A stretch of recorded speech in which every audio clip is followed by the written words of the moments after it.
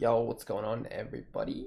Hipo SuperCoach back with another video, and today we've got our round 3 review. Just woke up, so a little bit tired, a bit croaky still. But yeah, pretty happy with how this week went. I think 2200 is a little bit above par this week. Couple of really poor scores and tags, which is frustrating as all hell. Not a lot we can do about it. But yeah, so let's have a look. Let's get into the team. So one of my matchups, which is really handy. We captained Cripps and Vice Neil. Yep, so that's right. Got pretty lucky with that.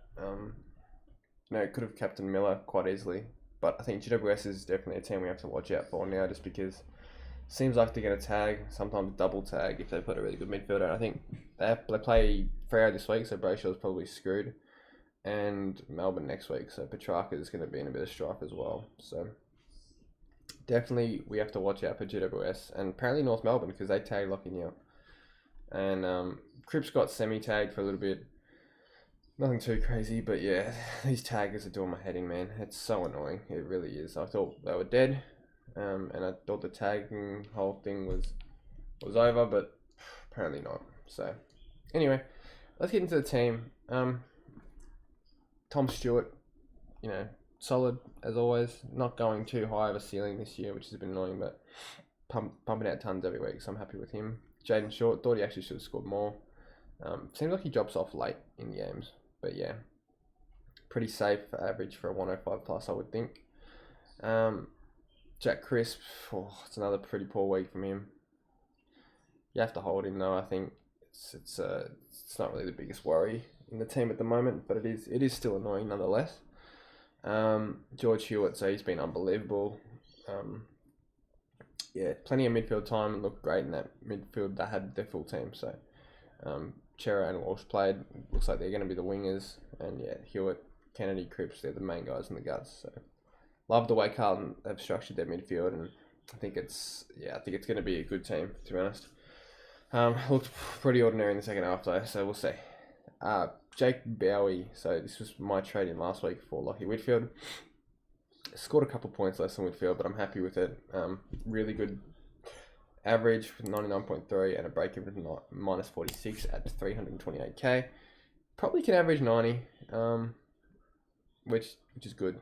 Probably makes 150k at least. So I'm really happy with the Bowie pick, and yeah, a lot of value in him.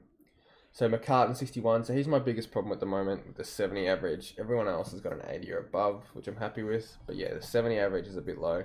Hopefully he comes good. It's not worth trading him. Still got a break even of minus 17, so definitely not worth trading him. O'Driscoll was good. Well, okay, I guess, for 49. And then DeConing was okay as well. Played forward for a bit there. I don't know why. But yeah. So Tuke Miller got double tagged, which is really frustrating. He's not going to get double tagged every week, I wouldn't have thought. They play Carlton this week. I think Carlton back their mids in to beat Gold Coast. I don't think we'll tag. I don't think it's worth it, honestly. Like, it's so frustrating, taggers. But hopefully Tuke doesn't get double tagged again. To score 76, it is what it is, whatever. Still averaging 118.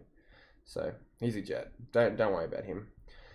Jack Steele 121, so he's starting to put together a few nice games now. So, it's good to get there. What we paid for with Steele.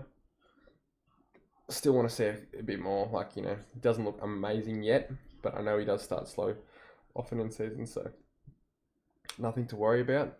So Lockie Neal 105, lucky to score that. I think he was on like 55 at 3/4 time or something. So big last quarter, which was good. A lot of junk. Probably M1, I still think, even with the tags. So yeah, Paddy Cripps 138 average and a 119 score, so he's just so good. I think you need to get him in. This is probably the last week you can do it for it to be worth its value, but yeah, he just looks too good to pass up, I think. And Lipinski was really good, 104, so if he could average around the 100 mark to 105, I'll be wrapped. And looks like he should, De Goey's out this week, so he should get a bit more mid-time. Playing forward and then coming into the midfield, I noticed, so it's actually not bad. He got a few touches doing that, I think, so yeah, I'm happy with it. Matt Rao 103. Yeah, did enough for sure. Happy. Any ton from Rao is good.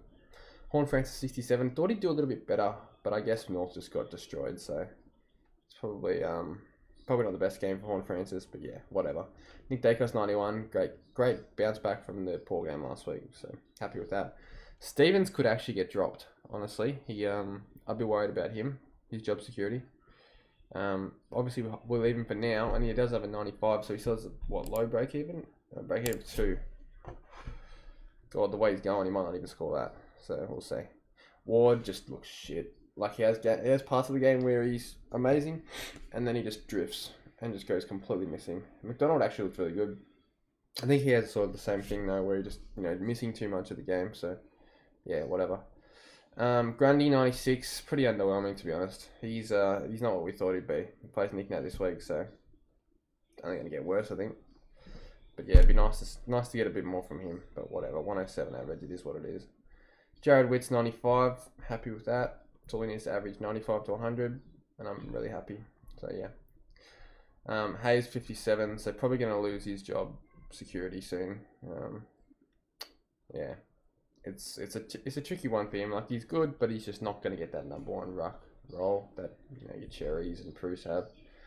If he did have it, he'd be able to score just as much as M, no doubt. But clearly doesn't have it. It's just a shame. I think Marshall actually scored less than him, so maybe they dropped Marshall. I don't think so. Dunkley 130, unreal. Reminding us that he is a captain and vice captain option. So yeah, happy with him. Butters 58, really down game, got injured, so it is what it is, whatever. One down game's not going to change my opinion on him.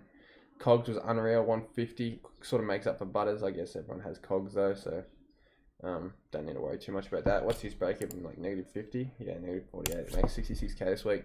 I don't think we need to worry about his price or break even. I think he's a keeper, definitely top 6 forward, I would think. So yeah, Cogs looks good this year. Brody, so this is a good trading this week. So 90, just got me over the line in all my matchups. So really stoked with that. I think he's got plenty of money to make. What's his break even? Negative 23. Yeah, so it goes up 40k this week. Yeah, these guys are making plenty of money for us, the Brodies and the Cherries. We fielded. So we'll talk about Cherry real quick. So Cherry was good again. Really happy with his output. Yeah, just getting that number 1 ruck roll. Scoring's going to be there for him, and we'll get that ruck DPP obviously as soon as the DPP comes out. So Dixon was actually, I checked on Friday and he had the COVID symbol, so I was like, alright, he's not playing, I can use him as a loophole, perfect. Turns out I can't use him as a loophole, and I don't get Nick Martin's score, so I had to field Dixon. Luckily he scored 61, he scored only 10 points less than Martin, so thank God for that. But yeah, could have been worse. So this is where it's going to get interesting. So obviously trading this week, it's probably not the best idea. There are a few moves people can make, and I think it is time to get aggressive with trades, but not this week. So we're going to obviously have Martin on field. So everywhere on the team looks good. So 80, 81 average, that's probably the lowest besides McCartan. So not worried about Horn, Francis and Dacos. I think as the year goes on, they'll only get better. So I don't really want to touch the mid. As much as I want Tom Green, I don't want to touch my midfield structure. I just want to get McCartan off the field ideally. And he might actually come good. You never know. He might get a few more intercept marks and maybe a couple more kick-ins, and then he bumps up to an 80 average. Who knows? But I don't see it happening at this point.